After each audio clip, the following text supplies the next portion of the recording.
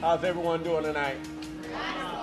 Awesome, awesome, awesome. First of all, my name is Garland Mays. I am first of all, thank you for coming tonight. My name is Garland Mays. I'm the president of the Forest Park Neighborhood Council, and I'm so honored to be here tonight to represent some of Joliet's finest candidates that we have vying for a seat come April 2nd. Now, I just got to ask a question. How many have voted? Okay, how many is going to vote? How many of you are going to tell other people to vote? Yes. All right, awesome, awesome, awesome, awesome, awesome. We are, on behalf of the Neighborhood Leadership Council, we are so pleased to be here tonight. The Neighborhood Leadership Council is formed from all the neighborhood councils throughout the city of Joliet. We have come together up under one roof to help educate, inform, empower, and enlighten all of the city of Joliet. Our task is not only to work with the city of Joliet as we move forward, but to also to bring forward information to the residents that help with everyday life. And so it's just been an honor to work with everyone and on the Leadership Council. We can get more applause than that. So if I can just briefly, I just want everyone to see the faces of the people who've worked hard to try to put this together. This is our first one, and it's not our last time coming before the residents. Starting off with the Cunningham neighborhood. Could you just stand up, please? We have Reedswood tonight.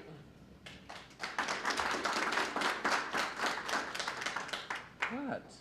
I'm always getting beat up by them. Kapla's here tonight. Thank you. St. John's area neighborhood is here tonight. St. Pat's is representing tonight. East side of Joliet Neighborhood Council is here tonight. And the south side of Joliet is here tonight. Parkwood is in the building. And Collins Street as well. Did I miss anyone? I don't think I did. And so it's just an honor and a pleasure to be working with all the neighborhoods, and we are so excited as we move forward to really, really just be a part of this city. This is a great city. No matter, every city has their issues and their problems, but this is a great city, and as we move forward, we will do the work as a Neighborhood Leadership Council to get this information and to help empower everyone, okay? I think I've overstayed my 3 minutes, but this will be not the last 3 minutes you ever hear from me, I promise you that. All right, so I want to bring up this gentleman right here, and he's going to talk about our forum tonight. Thank you.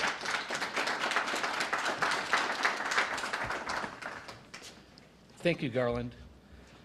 First, before we get into this, I just want to say thank you to the museum and staff for providing this space, setting it up, and giving it to the community for the evening. So if we can give the museum and the staff a round of applause. I'd like to thank JCTV for recording this forum and sharing it with those who could not be in attendance tonight. Round of applause for JCTV, please. And thank you, candidates, for your time, for sharing your thoughts with everyone here, and for having the courage to run for City Council. Not an easy thing to do, and everybody here should give you guys gratitude for all that you're trying to do, have done, and continue, and you will continue to do. So please, round of applause.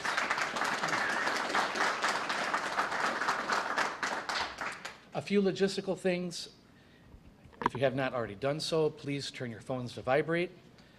There are bathrooms to either side up front. Gentlemen's here, women's to that side. There are also bathrooms on the level above us.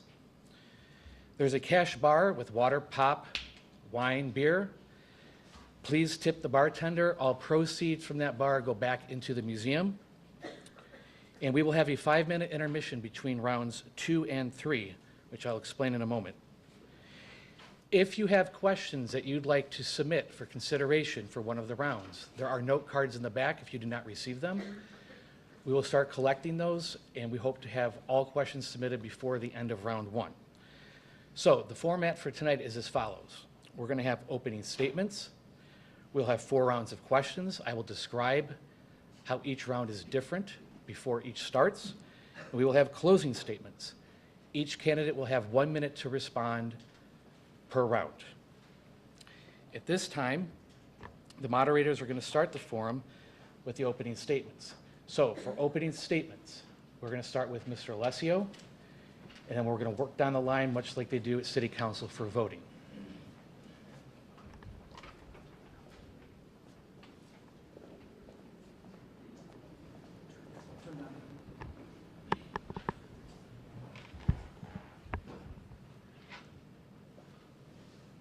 Hello, everybody. My name is Vince Alessio. I'm a candidate for Joliet City Council in District 2. I want to thank everybody who came out tonight. It means a lot, showing that you're invested in the community. I want to thank the neighborhood organizations. They do really great work, and they do a lot to help our community. Also want to thank the museum for letting us be here tonight. I'm a third-generation Joliet resident and a third-generation small business owner. I want to help work and make this city a safer city for my son to grow up in. I want to make sure that we're improving our infrastructure so that it can handle the growth and also attract new growth. I want to help bring more economic development into the city, and I think it's really important that as we add more economic development to the city, we continue to diversify that economic development into a number of growing industries, and I think we have an opportunity to do so. Thank you very much.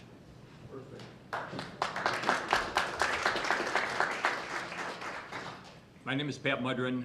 I'm running for District 2 City Council also. That starts at, for the most part, Rayner Avenue and goes to Essington, and from Jefferson to Theodore Street. Thank everyone involved here. I realize there's many of you that did a lot of work, and we appreciate it. Obviously, thank everyone else for coming and caring about the election process. We've all heard negative things about how few people are going to vote come April 2nd, and hopefully, with a little luck, we can change that. I'm currently the City Council District 2 representative. I was elected 4 years ago, so it was my first term, my first attempt at politics. I think if you look at my record, you'll see I have been an independent voter, independent thinker on the council. And with that, I'm a lifelong resident here, and I appreciate your vote on April 2nd. James.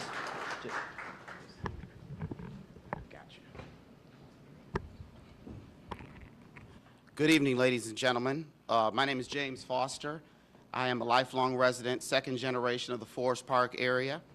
I'm running for City Council because I've born and raised in the Forest Park area for over 48 years now. Like I say, I'm second generation, and it seems like our District 4 always comes in last place when it comes to receiving funds for roads, bridges, sidewalks, curbs, abandoned cars, street lighting, just to name a few. I myself am an electrical contractor, and I've been an electrical contractor for 20 years. I'm born and raised in that area, a graduate of the Joliet Catholic class of 1988, and the Cathedral of St. Raymond's in 1984. I have a history, my family has a history in the Forest Park area of building homes, renting them to people, and also showing them how to buy homes. So when it comes to economic development, affordable housing, and education, I'm definitely the candidate that can move our district forward. Thank you much.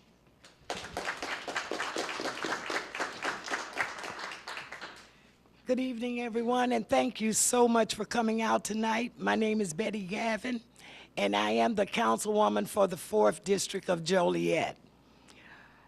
I believe that those of us who live in District 4 deserve a representative that will serve you with integrity, with fiscal accountability, and with a community involvement. I have been involved in this community and this city long before I joined the council, and all during my time at the council. What I'd like to do for District 4 is to make sure that we are continue to move forward. We have infrastructure improvements that are going on right now. We also are doing affordable housing, and we are also doing job creations. We have a great future in District 4, and I will continue to serve you in that time. Thank you so much.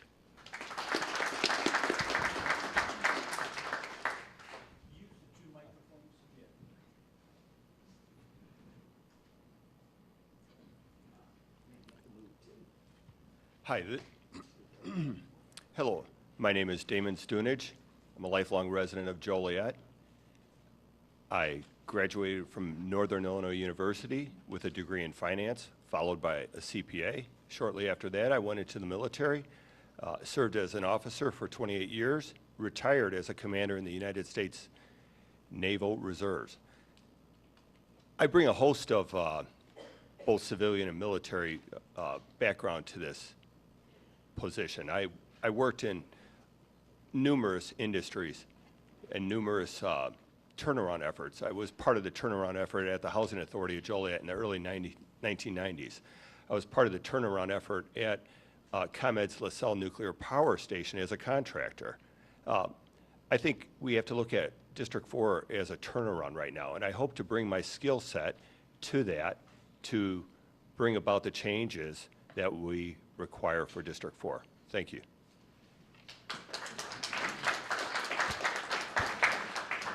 Well, hello there, everyone, and thank you for being here. I'll thank you more in the ending because I only have 2 minutes. My name is Susanna Ibarra. I'm running in District 5, Joliet City Council. I am a lifelong resident.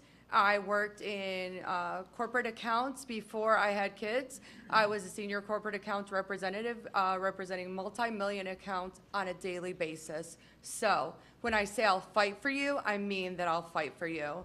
The city is thriving, and there's no reason why all neighborhoods can't be equitably uplifted. I've spent time at the doors listening to concerns, meeting with department heads. I am not the establishment. This will be a full-time job for me. I take this very seriously. It has some of the poorest neighborhoods and some of the most expensive neighborhoods, and it's very multicultural. So I plan to fight for the residents of District 5. Thank you.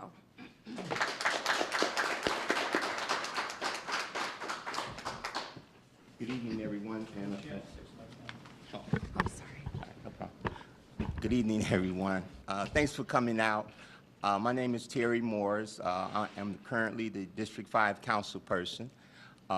Been a resident of Joliet for 30 years, along with being a small business owner for 30 years, the time that I've been here in Joliet, and have raised my children here, some of them anyway, here in Joliet in the school systems, as well as working in the community long before I decided to seek the councilman position. I believe the city has moved forward over the last 4 years, and I would like to continue to work with the council, the mayor and the council, and our staff here at the city to keep the city moving forward. So that would be my goal the next 4 years, for more affordable housing, decent jobs, good job creation as we have done over the last 4 years, as well as the infrastructure. Thank you.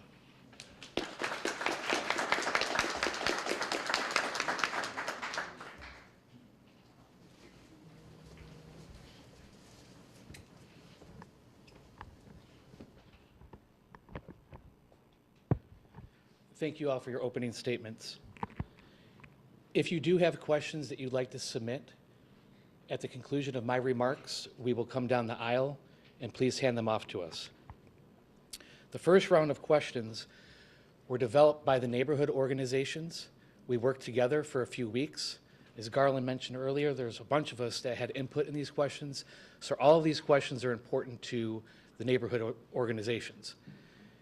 What we're going to do this round is simply do a blind draw. The moderators will pull a ticket, and whatever number that correlates with the questions on our sheet, that's the question you get. Erica? Hi, I'm Erica Holmes, Eastside Neighborhood Council. This question is for District 2, Patrick Mudron. What do you think is the biggest problem in your district, and how do you plan to solve it reelected. Thank you. I think like most of the city, all of us are happy to be moving into spring. The roads / underground, sewers, water, we all know are going to continue to break. We've had some major leaks throughout the city. We only have so much money in the budget for road repair. That comes from tax that we receive back from the state on a motor fuel tax. That is a concern all the time. And then the water study that is going on a full community basis is our major concerns there.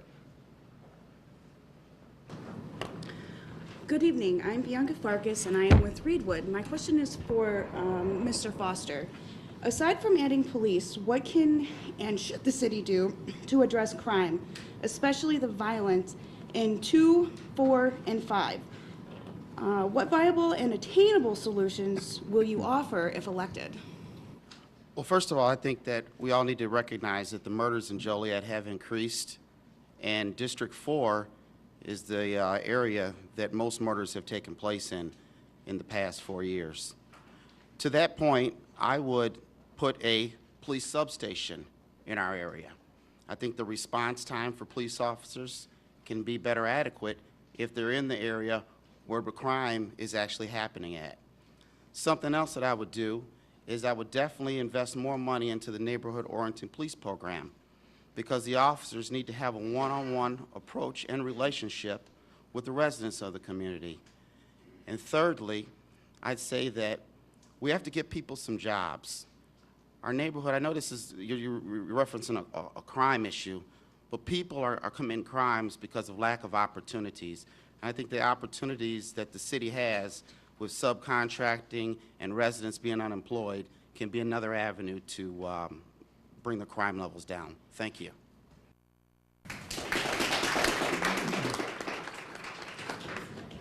There you go, Councilman. Both mics, yes. Thank you. Yes, you got that little silent voice.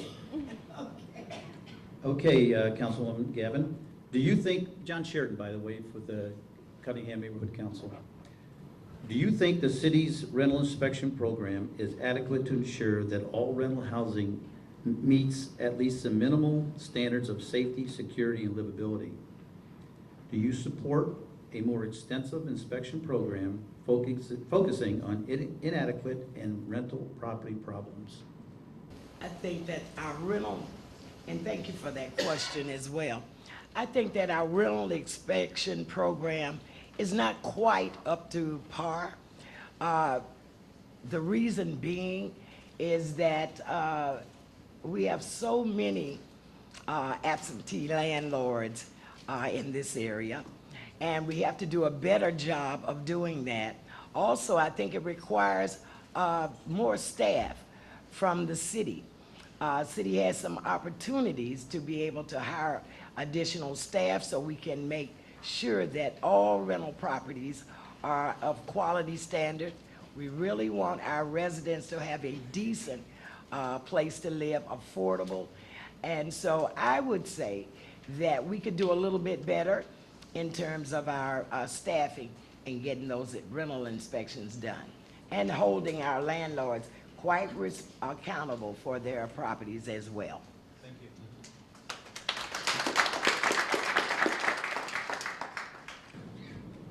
Sarah Stovall with St. John's. Mr. Damon Zunich, the question for you is, if elected, what initiatives will you push and advocate for that will lead to improvements in the neighborhoods of District 2, 4, and 5? Also, what specifically will you focus on to help neighborhoods and revitalization efforts? That's a tough question. To talk about revitalizing the neighborhoods, there's the easy stuff, and then there's the hard stuff. The easy stuff to revitalize neighborhoods, when I think about it, is cleaning the neighborhoods, just cleaning them up. Better inspection programs on the housing, better zone enforcement, when I say cleaning up, I'm talking about making sure the cars are gone, or the abandoned cars are towed on a timely basis. Repairs are made on a timely basis. Just a general upkeep in the neighborhood. The tougher part is I think you said something about economic development, but yes, I think we have to incentivize the older neighborhoods. They need the most help, and that's where we have to focus. There's so much money that could be spent on that. Thanks. Thank you. Carol Ann Heineman from St. Pat's Neighborhood Association. The question is for Susanna Ibarra. Do you think the city's budget is adequate for the third largest city in Illinois? If not, what way could it be increased? Not at all. That's okay. If yes, how would you propose to relocate resources or streamline departments to increase areas of the budget? Thank you so much for that question, Susanna, Carol. excuse me 1 second. Could you please silence your phones, please? If everyone would please silence their cell phones, we would appreciate it. Thank you. It's great music, though. Thank you so much for that question, Carol, and that's a fantastic question. No, our budget is not adequate. We have a lot of issues in the city of Joliet, and overflow money isn't one of them. But we do have Fortune 500 companies that are in the intermodal, and we're continuously giving them huge tax abatements and incentives. And actually, those are Fortune 500 companies. Many of us pay thousands of dollars in taxes a year, and they've paid nothing in taxes. So I would be in favor of community benefits agreements. That is not something that happens overnight, but it takes one person pushing for those. And how that would work is those companies that are wishing to come could have an agreement with the city of Joliet to donate to our, not donate, but invest in our park system, our infrastructure, and also allow their workers to unionize. Now, the parks and the infrastructure, they're using them, they should be able to benefit and pay for them as well. So we don't have to overburden our taxpayers. Thank you so much for that question. Thank you. Mr. Terry Morris, question for you. Are you in favor of putting a moratorium on warehouses in Joliet? Please explain. Thank you, Sarah. You know what, at this point, and I think I had shared with some people in conversation not too long ago, that I would be in favor of a moratorium, just so we could step back and take a look at the traffic issue that we're having with the trucks, as well as the infrastructure on 80 with the bridges, as well as even the workers. We've worked over the past 8 years with the Warehouse Workers for Justice, just to kind of step back and take a look at all of those issues, not just one particular issue being the truck traffic, which I know is high at the list. But yes, I would be in favor of a moratorium.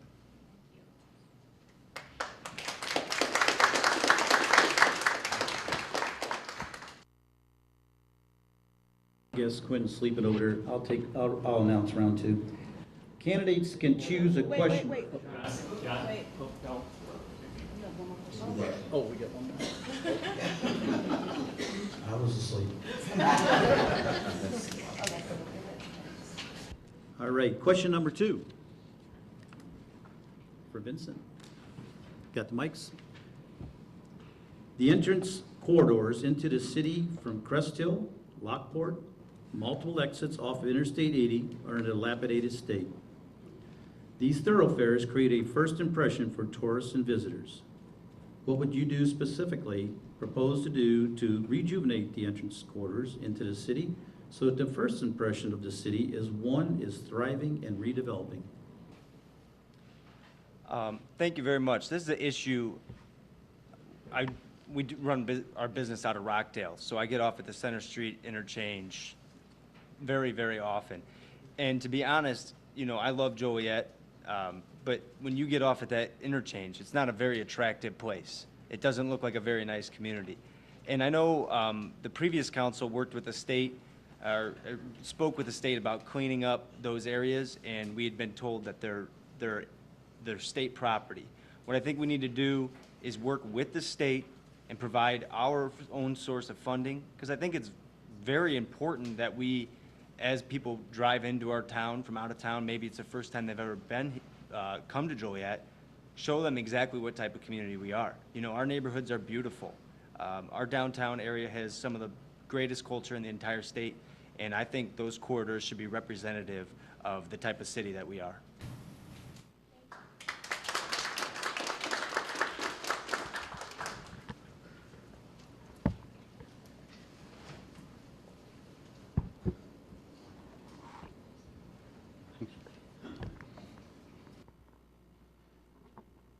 Okay, for round two, what we're going to do is you've heard 7 questions. We're going to give the candidates the opportunity to pick their own. So this will show you a little bit about their priorities. So the candidates heard the 7 questions, and out of the 7 that you heard, pick whichever one you want to run with and provide an answer. Please, if you want someone to repeat the question, please feel free for us to do that so that the audience has an understanding of what you're speaking to. Thank you.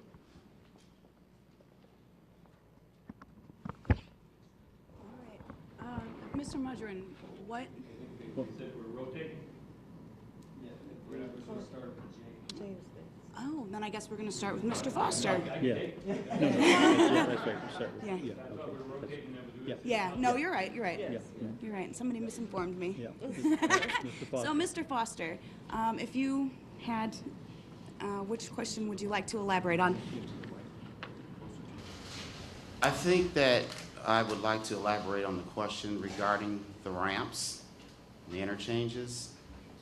Being an electrician by trade, I know that in order to beautify things, you have to have some good light. So I definitely would make sure that the lighting is upgraded, LED lighting at all of those intersections. I'd make sure that the curb and gutter is paved. And also I'd do some form of advertising on those exits. Something that can point people in the right direction of the great, wonderful amenities that Joliet has. There's no signage there.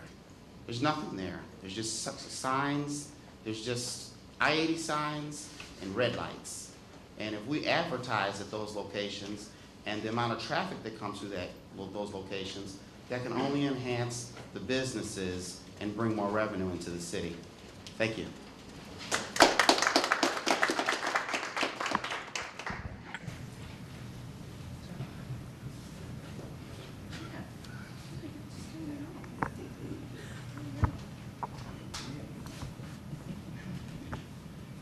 Next question to District 4, Betty Gavin. What question would you want to go over? Yes, I'd like to would have the moratorium on the warehouses. That question read again, please.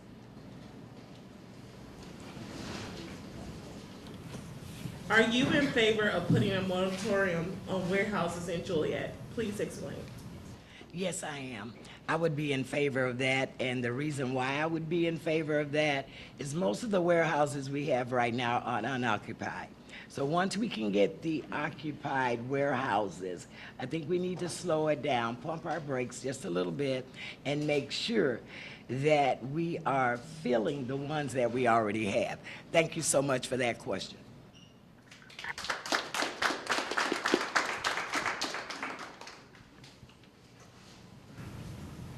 Mr. Damon, is there a particular question you'd like to elaborate on?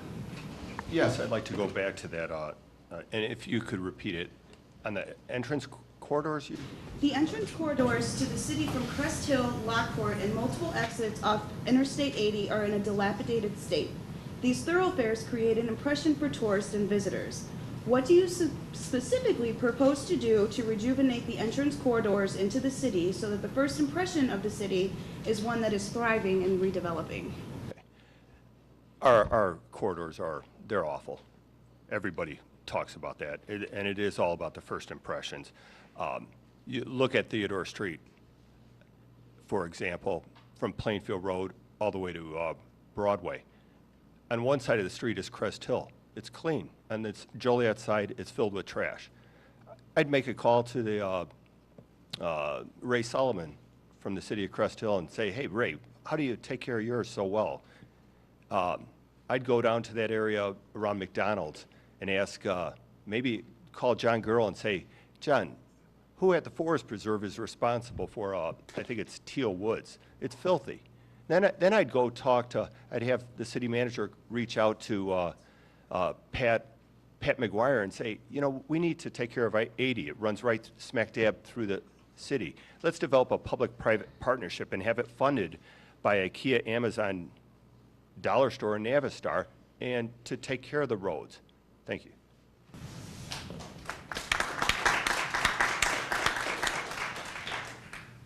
Suzanne, what question have you chosen, and would you like me to repeat it for You you? do not need to repeat it. Crime and alternatives. And I could tell you from knocking doors in every part of District 5, there is a lot of issues in every area of the district. So I was reading on the city of Joliet that there's 7 targeted areas in Joliet that have neighborhood-oriented policing. And there are, I believe it's 12 officers and 1 lieutenant. So that leaves 2 for each district. I'm pretty sure there's way more than 7 target areas in the 3rd largest city in Joliet. I would be in favor of more neighborhood-oriented policing. And the second part of that question, as far as alternatives, because I only have 30 seconds, is that we really need some more youth programs. We really need to reach them at a very young age. If we can reach them at a very young age with programs and can engage them in some good, productive programs, then maybe we could help this crime issue. Also, the very lowest paid, making a little more is going to be a help. It is a proven fact. When the lowest paid make a little bit more, you raise the social floor of the entire economy. So thank you. Thank you. Mr. Terry Morris, what question did you want to focus on, and did you want it repeated? You know what, I really would like to focus on all of them, but we don't have time. But I don't want that first one that you asked Damon, though. That was a tough one. The crime question, can you, you don't need to repeat it for time's sake. The crime, I believe that, and I know years ago we had officers in our grade schools. I think some way we need to get back and reach our youth at an early age in the schools. I mean, there's so many different organizations. There's the YMCA, there's the Park District that have youth programs. There's tons of youth programs. But I think if the young kids get a relationship with the police officers early in life, that they will be more comfortable talking with them and dealing with them later on in life. You know. Did you say stop? No, it says 30 seconds. You said 30 seconds? Okay. All right. You I can't see that far, Bob. Sometimes, especially when you put stop up. Listen, again, I just think that is so important for us at this point to reach our youth. And the other thing I would, and I believe it was a question on the questionnaire about the NOPT. I think they do a wonderful job, and I would definitely support getting more NOPT officers as well as keeping them there even when there may be shortages in some areas of the city. Thank you.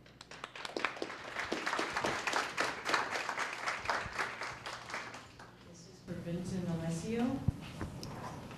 Is there a question you would like repeated? Which area of the infrastructure, is that, did I have that right? Which area of the infrastructure do I think needs the most improvement? Is that correct?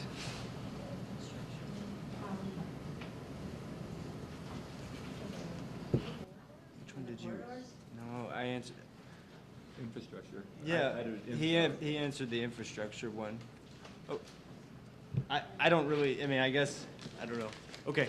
All right. So the area of the infrastructure that I believe it was the dilapidated infrastructure. The area, I think, of the infrastructure, specifically in District 2, that worries most people, it's important, obviously, to always renew city streets and making sure the sidewalks are safe for children. I think that's very important. I think the largest issue when it comes to the infrastructure is the water mains and the water loss rate within the city. Currently, we're losing 25% of our water, and it's being unmetered. So we're not making money on that, we're losing money on it because we're paying for that water. We're gonna switch water sources. Likely the new water source is gonna be more expensive. I think as we're choosing the new water source, we need to prioritize and perhaps in the funding of the new water, when we're going to look at the new water source, we need to look at fixing the water main and the water loss issue prior to that 2030 switching. I think it's very important.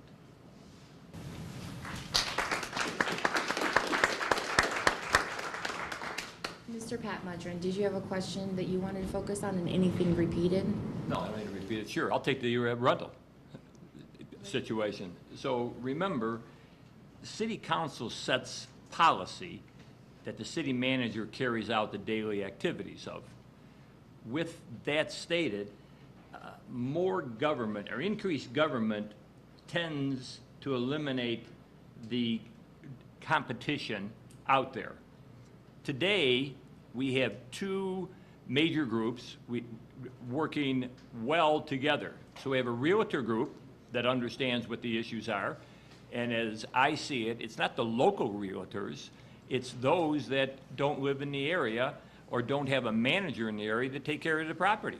We have some community groups, Kappa being one, who is working with them to draw up a plan that they feel can work. Now, we, the city, as you know, have an acting city manager at this time, and so we're a little behind in getting some of these ordinances through, but a working group ordinance without government interference should be able to work. Thank you.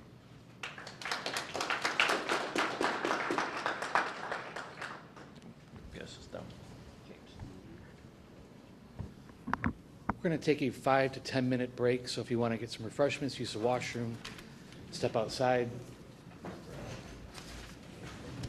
For this particular round, we did ask the candidates to provide us answers to 10 questions. Those questionnaires are in the back. If you did not get a copy, please make sure to pick one up on your way out. What we're doing this round is we've read through all of their responses, and we've picked one that we wanted to ask them a follow-up question on. So this commences round 3.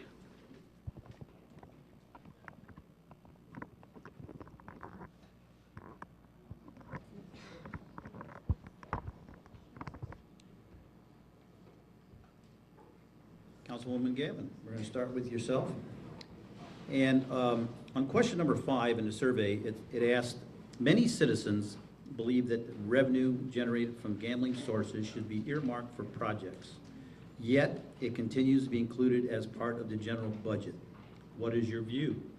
You gave us an answer, and the follow-up question to your answer would be, if the gambling revenue does not increase, how would you prevent tax increases?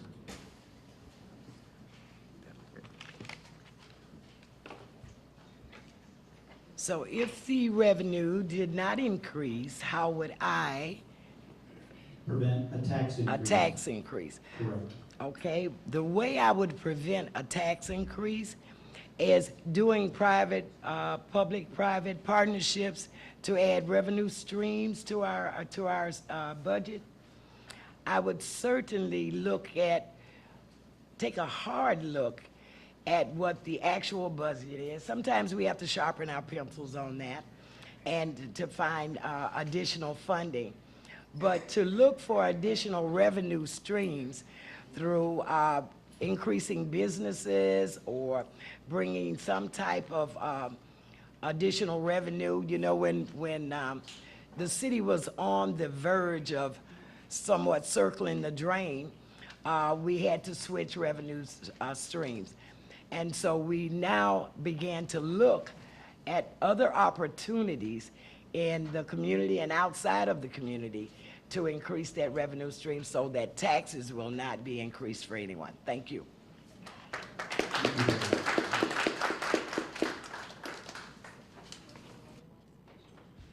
My question is for Mr. Morris. Raise the microphone up a little bit. For Mr. Morris, could you please, this is for question number 10.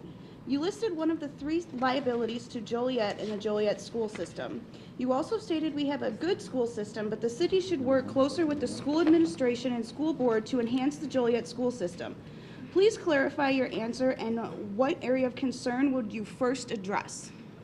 Well, that was part of the second question. I think the city needs to look at to get some type of funding to put police officers back into schools in order to build a relationship with the kids. Right now, the kids just have, video games, and a lot of those video games, the police is getting shot.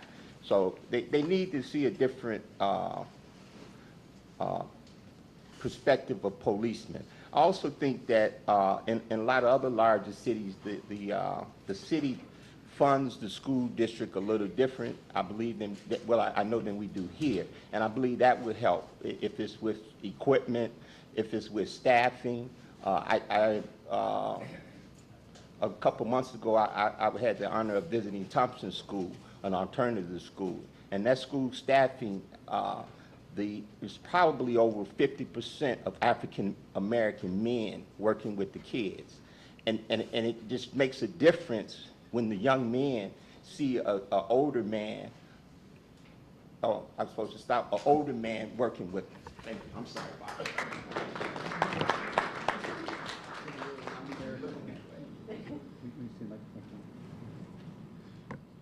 Quinn, how do you want to handle this? Because we couldn't get the question that was written.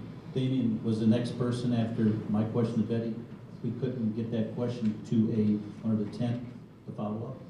So she went out of order to get Terry's question. So how do you want to proceed with this? Just continue.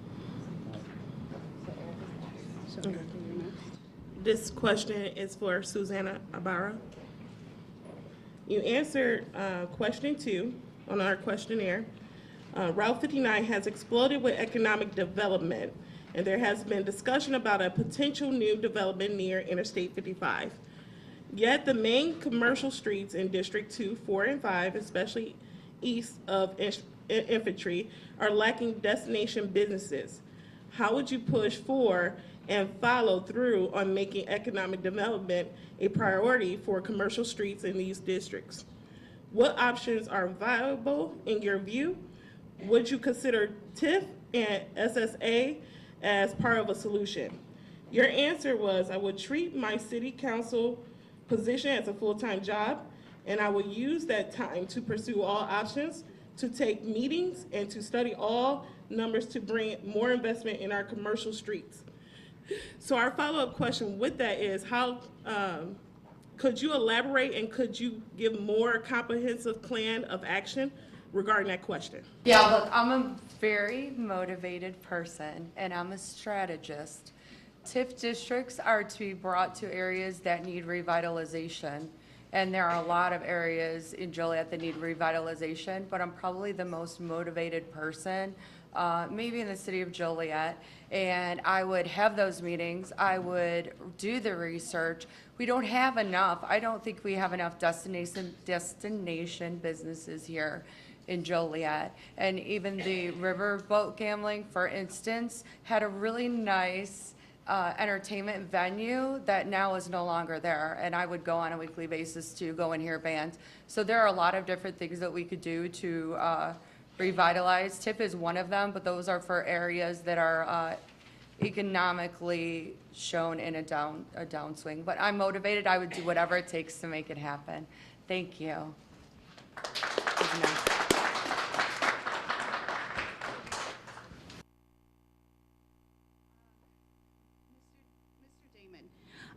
This is a follow-up to question number 1. What would you propose that the city find, or how would you propose that the city find the 30% of water loss that is happening prior to a new water source coming into Joliet? And then the question was, problematic infrastructure can be found throughout the city, especially in districts 4 and 5. What can and should the city do to address infrastructures in these areas? What are the most pressing infrastructure needs in your view?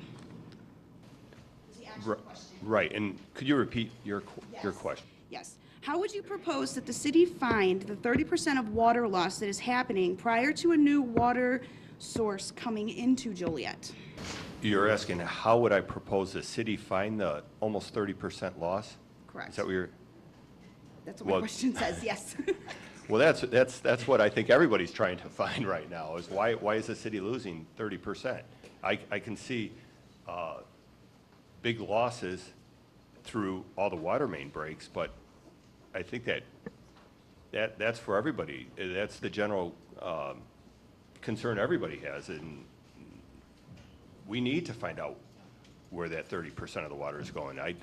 I'm not an expert on that, but I think it's very important. I think I've heard it comes out to about $1 million a year in lost revenue because, and when you think of alternative water sources, what's the best way to find new water is to save existing water.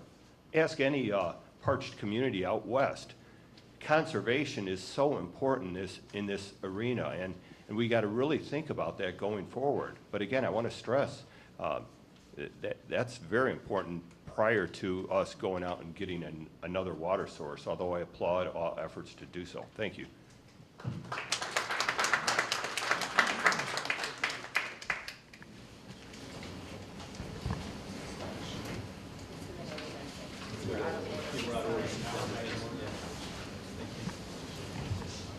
Vincent, question number 4 on the survey, it said, what can and should the city do to address the semi-traffic throughout the city, but especially the truck traffic coming from the intermodals?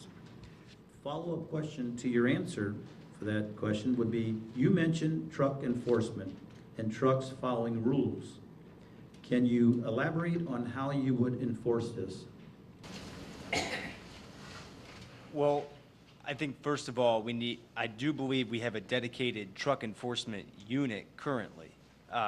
So as far as truck enforcement goes, we need to make sure that truck enforcement unit has all the tools they need. So where we have weight restrictions, that means that those truck enforcement units need scales.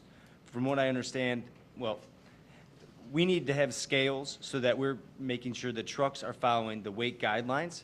I think a big part of the issue is, driving through the city, these trucks get lost. They're not quite sure exactly how to get everywhere, and they're lost everywhere in the city. We need to have clearer signage, and then within that, once we have that clearer signage, we need to make sure that we have a dedicated unit who has all the tools they need to enforce that truck traffic.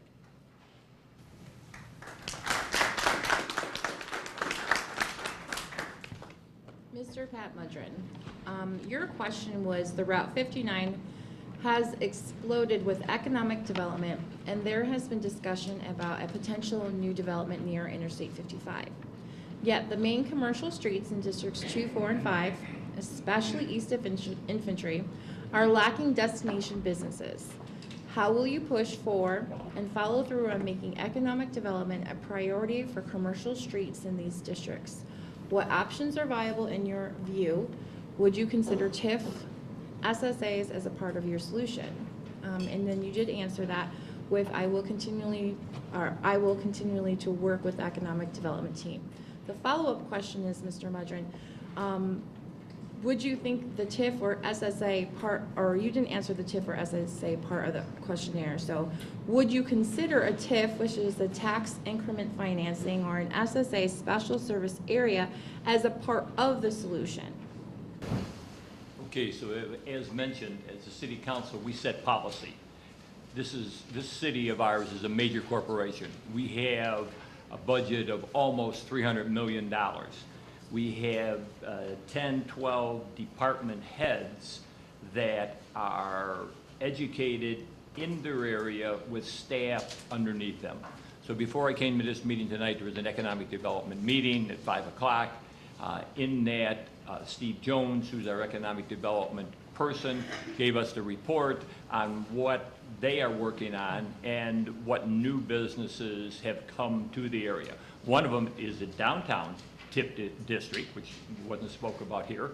I think everyone knows we have a TIF district, so-called hospital district around St. Joe's or Provena. So I would listen to them, the professionals, on how they feel we could attract more businesses there. Thank you.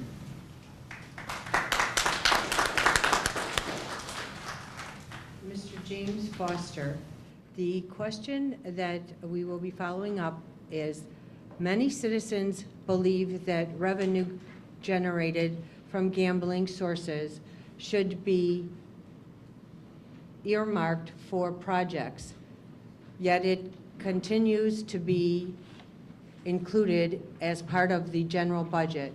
What is your view on that? And your answer was, I believe until the city has an adequate amount of funds, in reserve, the gambling finance should be included in the general budget. When that is achieved, then earmarked projects should be added.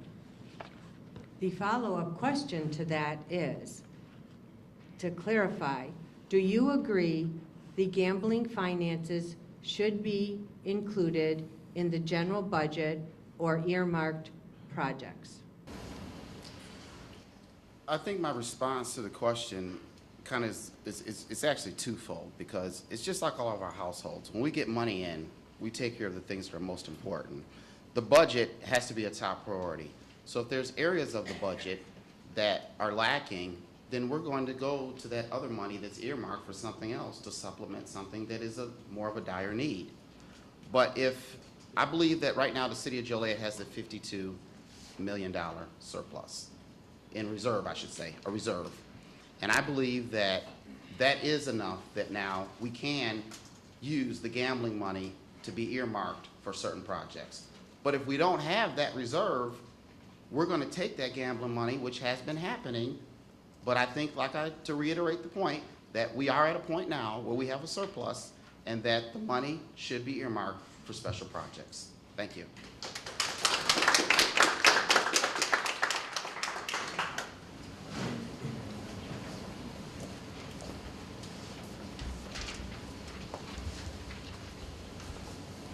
Fourth round.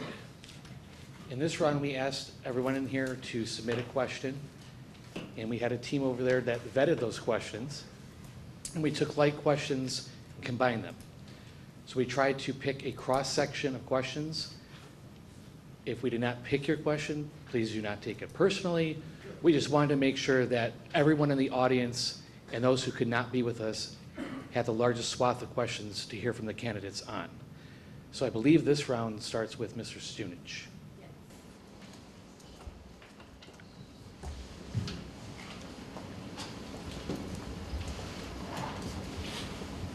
Mr. Damon, the question I picked from the audience was, Joliet has an architecturally significant downtown area. What will you do to help preserve the history of the historical buildings and encourage property owners to restore them? Good question. I think downtown Joliet is an incredible cultural hub with amazing architecture. You look at Joliet Township Central, you look at the old post office, you look at old First National Bank building and the library. I could go on, and the churches in the neighborhood. I know that cannot necessarily be funded on the private side with public monies, but we can push for tourism. When I say tourism, I mean bringing people down to look at things.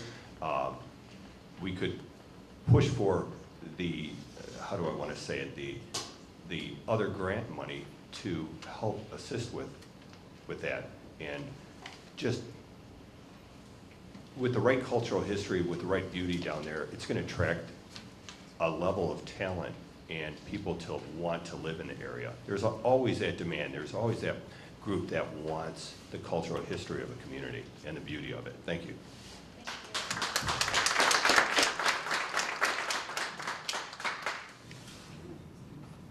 Microphones, yes. Susanna, do you think the city is doing a good job in planning and shaping its future growth and development for the betterment of all residents? If not, what would you do? What would you propose, excuse me? Well, at this point in time, thank you for that question. I see certain areas thriving, and I see certain areas that seem pretty dilapidated and underrepresented. I have been to every part of this district, and if the city is thriving, then there should be no reason why all of the neighborhoods can't be uplifted equitably. And when I say I'll fight for the city of Joliet and the residents of my district, I mean that. And I have talked to residents in every area, and I mean everything I say. I would spend a lot of time making sure their areas of what they find to be not good in their neighborhood to be addressed, because there's a lot of residents that feel like they're not being listened to and no one could care less about what they think. So I would push to make sure they had what they needed and it was divided equitably among every single section of this district. If the city of Joliet is thriving, there's no reason we can't do that. Thank you.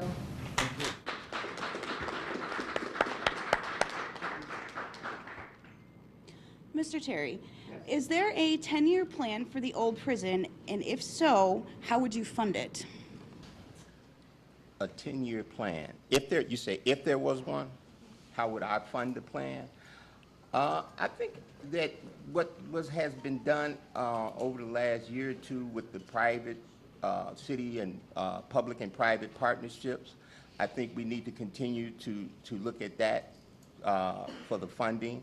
I don't believe that we should dip into our reserves to fund the prison at this time. I believe that this is moving forward where it will be self-sufficient in a few years, but at this time I think it seems to be a slower process than a lot like it to be, but I think they have done tremendous work over the last year or two with the public and private partnerships that has been formed for the prison.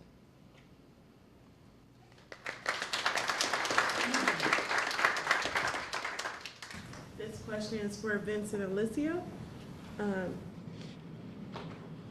Would you advocate for utilizing a portion of the budget surplus to complete needed projects in the city? Why or why not? I think it's important that we do fix the areas of the city that are lacking in funding. I don't think currently our reserve fund's enough. I think if we were going to begin providing more services or expanding our capital improvement projects, I think instead of dipping into our reserve fund, we need to look at possibly different sources of revenue. Those places of revenue, in my opinion, as everybody's been talking about the warehousing and the trucks, I think something that would be a pretty good idea would be putting a fee on every container that passes through the city of Joliet. Last best count I heard, there's about 580,000 containers that move through Joliet every single year. If you put a tax on those large corporations that own trucking and logistics companies at $25 a container, I believe that's about $17 million. I think that's a better way to go about financing further projects.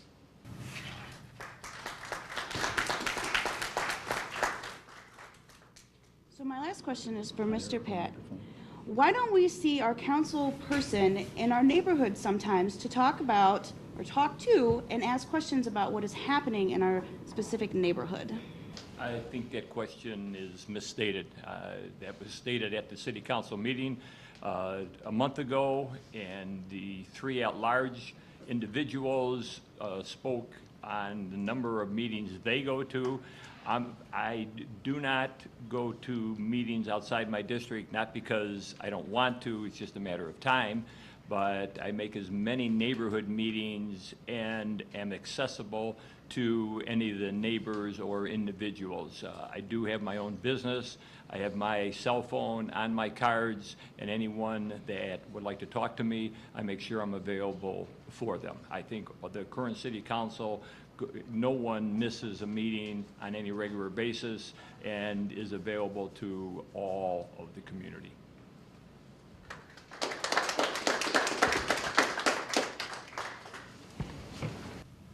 Mr. Foster, what about the feasibility of encouraging / requiring businesses to invest in / use clean energy sources?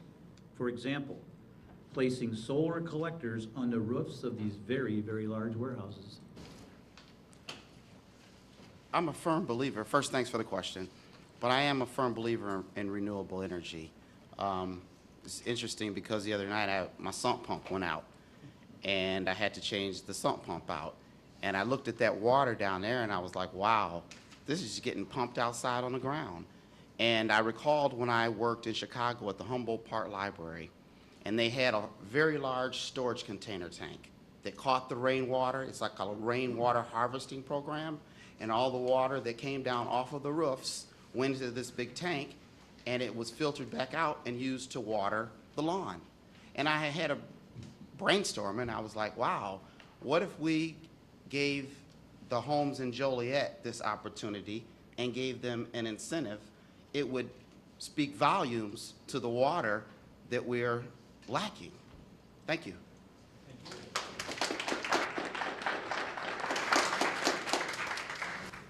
Miss Betty Gavin. The question here is, with Joliet's average gross income one of the lowest in the Chicago area, how would you propose to increase the average gross income? And there is, and also there is a large disparity between areas in Joliet. So 60435, it has here as an average of $49,000 a year, and 60434 has an average of $33,500 a year. How would you propose to shrink the difference? If you need me to repeat anything, let me know. Break that down a little bit. That was a mouthful. So, if I understood you correctly, you are wanting to know how would I address the average income disparity? Correct. Okay. And income disparities has a lot of different tags to them. First thing I believe in is training.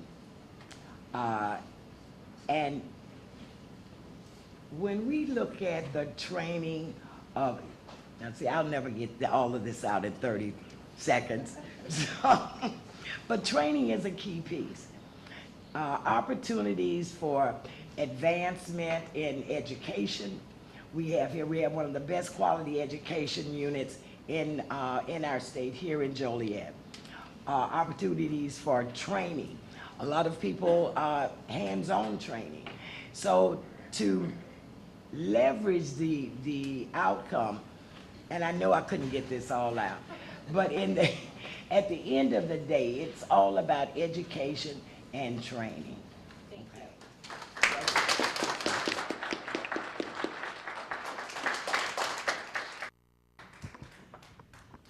All right, that concludes round 4 of the questions. I'm in the front of the camera. Of the questions, we like to thank the audience for participating by asking questions, and we thank you. So as we round this up, we would like to start off with final comments from the candidates, and we would like to start off with Ms. Susan, and we're going to ask you to please start off, and once again, we thank you. How long you want, a half an hour? No. Yeah, 40, yeah, we'll come back. No, I believe it's 2 minutes. 1 minute, 1 minute, that's 60 seconds. I would like to thank everyone for being here. Everybody who is here today got dressed and left their house to be here. You're all champions, you all care. That's why you're here. So I want you to keep being champions, keep being involved, and keep caring about what happens in your city. Every one of you on the stage, every one of you neighborhood councils, and every resident, keep fighting for what's important to you and hold your city council people accountable. They're here for you. So thank you so much. Keep fighting. I hope to have your support on April 2nd, but I'm so overwhelmed with how many people are here and how many people really care about the city of Joliet. So keep being the champions that every one of you are. Thank you.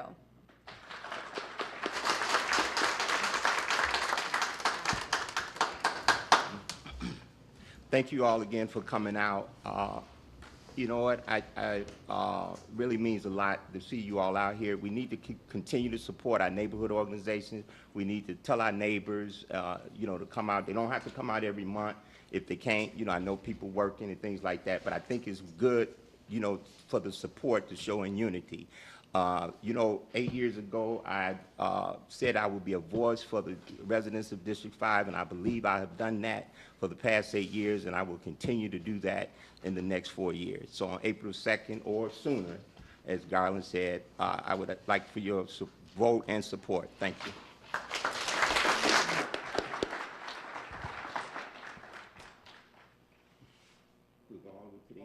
Oh, to Vince or Damon? Okay.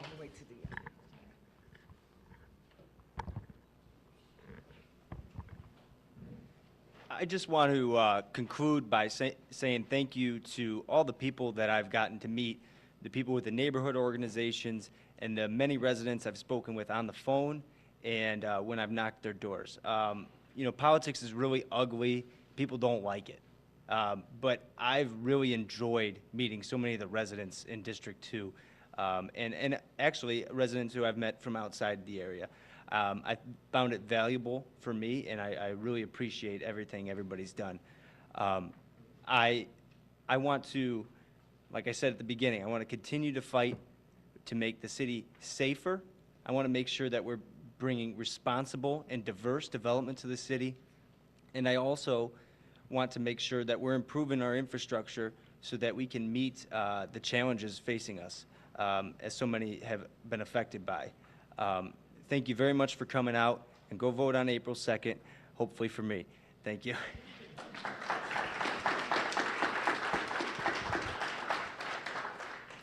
I'd like to continue on the question about whether the council is representing their particular districts, and thank everyone for coming out tonight. And personally, or as a spokesman for the city council, invite all you to the meeting. We have a meeting of first and third, Monday and Tuesday. You get to speak for 4 minutes before, 4 minutes after, or corner one of us at any time if there's an issue. Thank you. Please vote, if you haven't already, on April 2nd, and let my record stand for what I voted for in the past, and I'll continue on that form in the future. Thank you.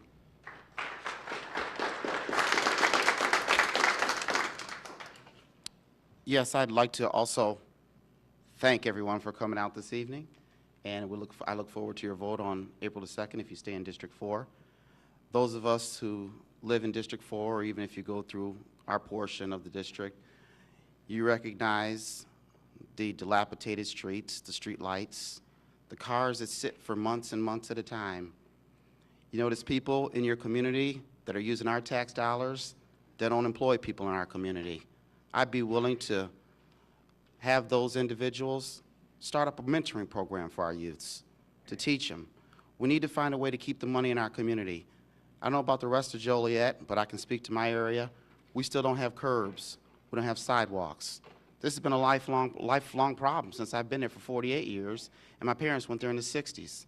So I think that we need someone who's going to step up to the plate, who's going to address these issues, and who's a problem solver, not someone who's going to continue to pass the buck and continue not to get the job done because our community continues to suffer.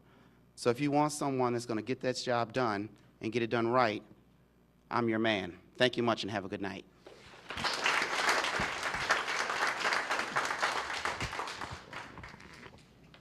Thank you all for coming out. It is a pleasure to represent District 4. I have had an amazing opportunity to work with you and have you work with me for a better Joliet. District 4 is a district that is on very old infrastructure, we know. We are putting over $18 million already into our infrastructure in the water and sewer. We are spending about $19 million already on our roads, sidewalks, and streets. So this is a collaborative effort. I cannot do anything alone without you all. And I am so thankful for the neighborhood councils because you bring your voice to the council. And I, like Councilman Mudrin, invite you, get involved. It is going to take all of us to make the city of Joliet great. I was working here in this community before, and I will continue to do that work. Thank you so much.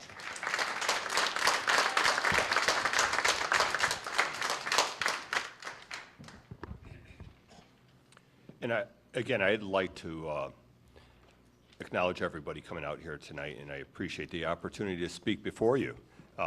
Again, I'm heavily invested in the success and the betterment of District 4.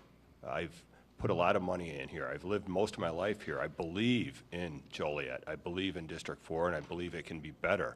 I love to be able to take my leadership skills that I've gained through 28 years of service, along with my diverse business background, to bring about good order into that area. And what do I mean by good order? I want to clean up the streets. I want a strong rental inspection program. I want to improve the neighborhoods. And what does that do? That increases housing values.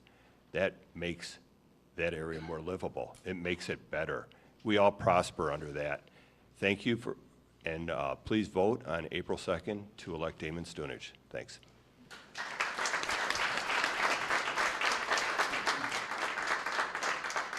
Okay, everyone. Candace Johnson, St. John's. I was a greeter today, so I did not get to say hello to everyone first, so hello. So tonight was really important locally. Elections are elections, and half of America doesn't like to vote because they feel their voices are not heard.